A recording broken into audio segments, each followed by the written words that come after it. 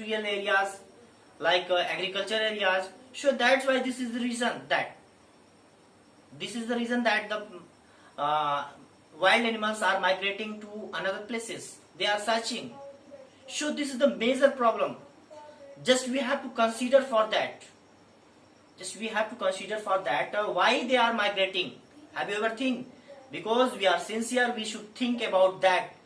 If the natural world is not present on the earth, then our life is also not present there. Because they are combination for the human beings. So it's our responsibility to maintain of them. Because they are also the part of human being. They are also part the living beings. क्योंकि वे एक living का, एक जीवित जंतु का हिस्सा है, प्राणी हैं। इसलिए हमारी जिम्मेदारी बनती है कि इनको बचाना। इसलिए यहाँ पे लिखा गया है कि conservation of vegetation and wild life. यहाँ अगला पॉइंट दिया गया है आपकी बुक में कि conservation of vegetation. Conservation means होता है प्रोटेक्शन। कि यहाँ पे हमें जरूरत है, आवश्यकता है, conservation of vegetation and wildlife. हमें आवश्यकता है, हमारा अधिकार है कि उनका जो निवास स्थान है उसको हमें सुरक्षित बनाए रखना है। किसका निवास स्थान? हमारे जो जंगली जानवर हैं उनका निवास स्थान हमें बनाए रखना है, सुरक्षित बनाए रखना है, और उनका जीवन भी सुरक्षित बनाए रखना है। इस पॉइंट का यही मतलब है कि we should conserve to animals vegetation and also conserve wildlife. हमारा अधिकार है, हमारी जिम्मेदारी है कि हमें उनका निवास स्थान, उनका जो जंगली जीवन है हमें बनाए रखना है, सुरक्षित बनाए रखना है। हमारी यह जिम्मेदारी बनती है। किसकी जिम्मेदारी बनती है? हमारी जिम्मेदारी बनती है। इसलिए पहला पॉइंट यहाँ पे लिखा गया कि टू नीड कंजर्व का मतलब है कि we need to conserve our natural vegetations and wildlife. हमें आवश्यकता है कि हमें उनका जो प्राकृतिक हैबिटेट है, निवास स्थान है, जो प्रकृति के द्वारा दिया गया स्थान है, वह खत्म ना होने पाए। वे जानवर कहीं दूसरी जगह न जाने पाए। जहां पे वह रह रहे हैं वे वहीं पे रहें। चलिए अब यहाँ पे क्या है कि सेकंड पॉइंट इसमें कंजर्वेशन में फॉरेस्ट फायर्स मीन्स क्या होता है? What is the meaning of forest fires means होता है when the any happenings are occurs in the fires and then it becomes danger position and fire creating in the forest. How they have created? Let's see. Forest fires usually happens in hot and dry weather. When the vegetation is dry and catches fire easily. देखते हैं कि जंगलों में कैसे आग लगता है? When the weather is dry and hot.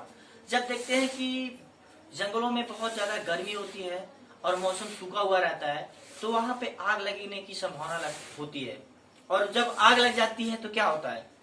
हमारे जो वाइल्ड लाइफ, हमारे जो एनिमल्स हैं, वाइल्ड एनिमल्स हैं, they die due to this happening. वे मर जाते हैं इस कारण। अरे भाई, जब जंगलों में आग लगी तो जो हमारे जंगली जानवर रहेंगे उसमें जल कर मर जाएंगे, तो नुकसान हमारा होगा क्योंकि हमारे जानवर मर जाते हैं।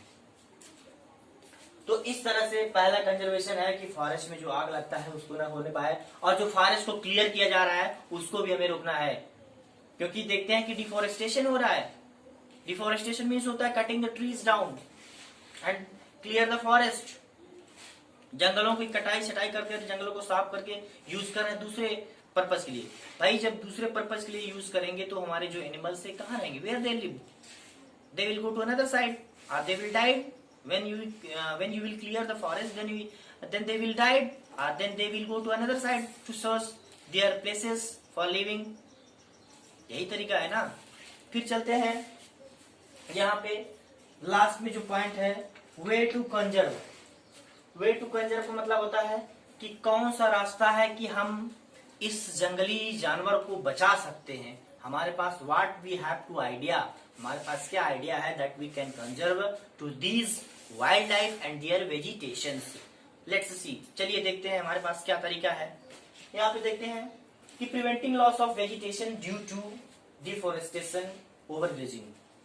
हमें सबसे पहले काम ये करना है कि हमारे जो जंगल हैं उनको डिफोरेस्टेशन से बचाना है और एफोरेस्टेशन करना है। डिफोरेस्टेशन मीन्स होता है कि पेड़ों की कटाई कर देना और एफोरेस्टेशन मीन्स होता है planting more trees.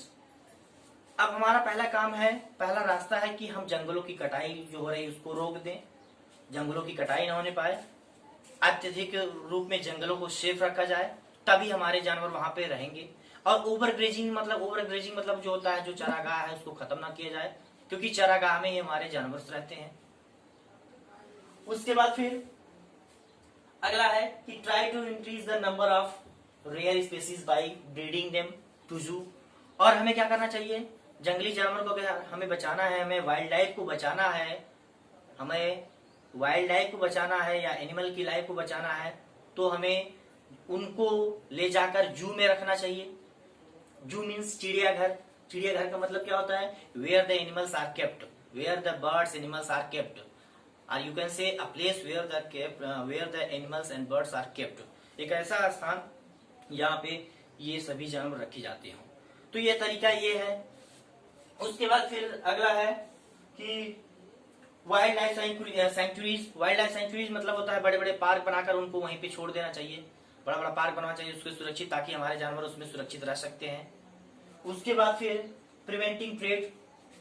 Preventing trade को रोकना होता है। ट्रेड का मतलब होता है कि देखते हैं कि जंगलों की कटाई करके, जंगलों को क्लियर करके वहां से आयात निर्यात करते हैं, तो इसको हमें रोकना है। तो ये हमारे पास कुछ पॉइंट्स था कि हम कंजर्वेशन कर सकते हैं, बचाव कर सकते हैं हमारे वाइल्ड लाइफ को और उनके जो वेजिटेशन है उनका निवास स्थान। तो डियर स्टूडेंट्स, इस चैप्टर में मैंने आज आपको बताया कि नेचुरल वाइल्ड लाइफ क्या होता है, प्राकृतिक स्थान क्या होता है, और जो प्राकृतिक स्थान में जंगली जानवरों के बारे में बताया, जानवरों के बारे में बताया, क्योंकि हमारा निवास स्थान तो क्लियर है, लेकिन हमने इस चैप्टर में बताया कि जो हमारे जानवर होते हैं उनका निवास स्थान कैसे होता है, कहाँ पे रहते हैं और उनका जीवन कैसे होता है, हमने ये भी बताया इस वीडियो में। तो यह चैप्टर नंबर 3 था जियोग्राफी का और पार्ट 1 था।